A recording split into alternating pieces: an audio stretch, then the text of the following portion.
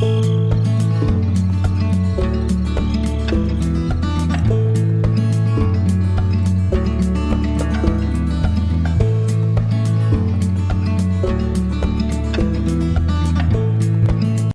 everybody, Troy from the Do-It-Yourself world.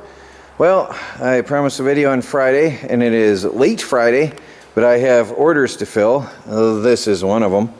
Not the experimental footstool piece, but there is a special custom order, and I've got to build a few of these. So, and there's a lot of other things going on behind the scenes. There is a lot going on here. Well, I wanted to share that with you. I think it looks nice. I've got compliments on it so far.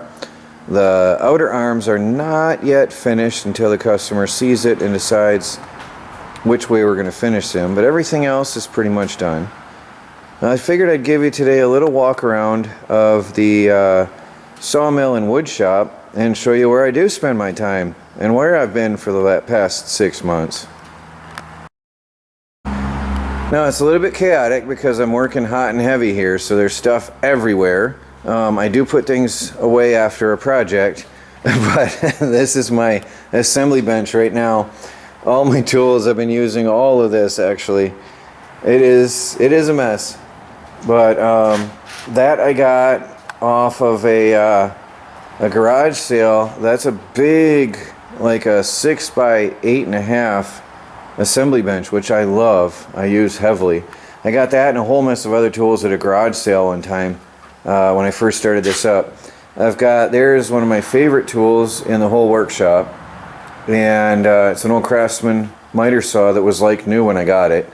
That I use heavily.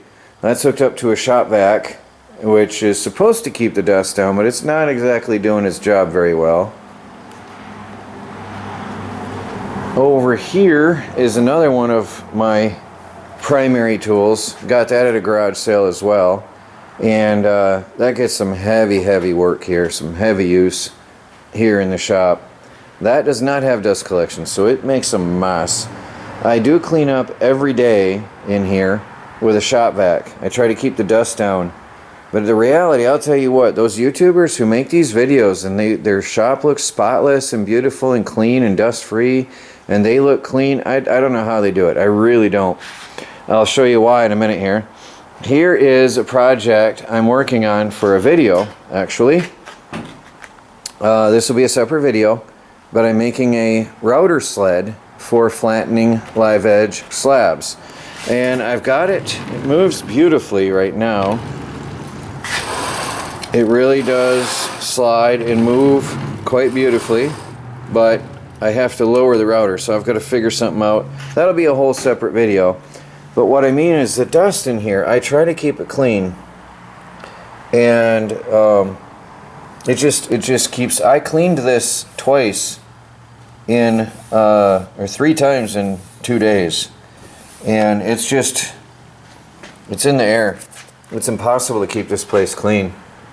Now here is another tool that gets heavy use in the shop. Is my old planer. That came from my garage. Here is a shaper that I'm learning to use. Now I say learning because this thing has a lot of tools and parts and attachments, and it came with a whole lot of cutters. But this is hooked up to a rigged up dust collection system. It is a professional dust collection system that I got at that I bought out a whole entire wood shop, and that came with it, and it works great. 55-gallon drum, big suction motor, and that works out really well, and that keeps my floor around this absolutely spotless. I was using the shop vac before, and that didn't work out for me at all. I do have a large planer, but it needs some work. Also from that same garage sale, and I'll show you the other tools I got from that sale, along with 3 table saws that I'm selling, a mess of routers, and a whole mess of other tools. But this is doing a nice job. This was really rough, nasty, filthy lumber, and this planer is serving me well, which reminds me I have to order knives right away. You really got to remember that. I'm going to put this over on my desk to remind me. Something else came with that same garage sale. I haven't used it yet. It became a table and a catch-all. Again, I'm still setting up. I've got some fluorescent lighting back there I'm working on. Still getting things put together. Now this beast I have used and been using, and I love it very, very much. This, and this came from that garage sale. These are commercial industrial tools. I put $200 into this to get it running. I don't know how on earth the previous owner had managed, but the shaft on the spindle assembly was ripped to shreds where the pulley went on the shaft. It was torn up, looked like hot butter had been ripped. I don't know how they did that, but anyway, this is a great thing for making tongue and groove and shiplap, and that's what this is primarily going to be used for. I've got a dual drum sander right here, which I blew out the sandpaper. I pushed too hard. I've got to get some of that back. That runs well, and that is going to be really great for my projects around here. And I've got an old Foley bell saw planer molder, which I'm itching to get going. I can't find the parts yet for that. The infeed roller is bent, so I've got to find a new roller for that, and I can't wait to get that going. These are all 220 volt beast machines. This thing has a saw. It will cut, plane, and mold in one pass. Really amazing. Now over here is my new mill. I sold the Frankenmill. I had hesitated on it for quite a few months. I kept the Frankenmill at home, the old Harbor Freight custom built job that I had. And I got this. This is a 20-footer. And I've used all of the track. I cut a lot of big logs in here.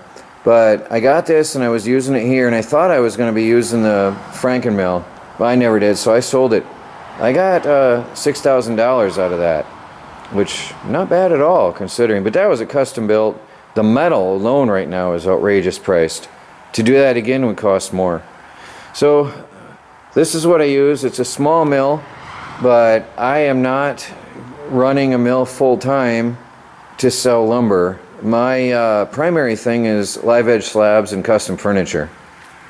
So I was running a log on here, and bearings went out. I'm waiting for them to arrive in the mail, the guy bearings. So that's why that's sitting there without a blade, for those who are observant. And then I've got my standby logs waiting to be processed, sitting here. Here's a batch of tongue and groove that I whipped up, that I sawed out of my own logs and processed on the Grizzly.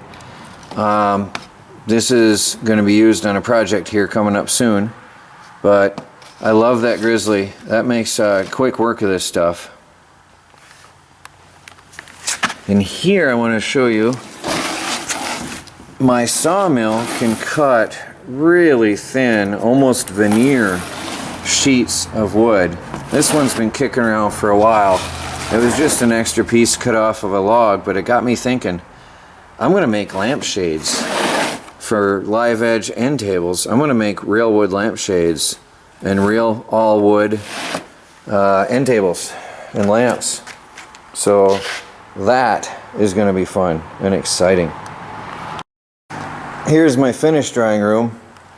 Once the wood has been outside and gets down to about 12-13%, I bring it in and finish drying it, still under pressure, stickered and stacked with weights on it, but I do the finish drying on the wood in here, and then I can use it for projects.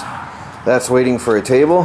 That's staying flat. It's almost completely dry. It's like got one hot spot around one of those knots that was a higher percentage. The rest is like 7% and ready to use. That's why it's not weighted down. There's another stack of wood. Some odds and ends and slabs. Right here's an experiment. It's going to be a bar with a live edge top that is made of, in quotes, pallet wood. I made my rough sawn lumber look like pallet wood. So it was left out to get aged and dirty, and then rough sanded, and it gives it that pallet wood look.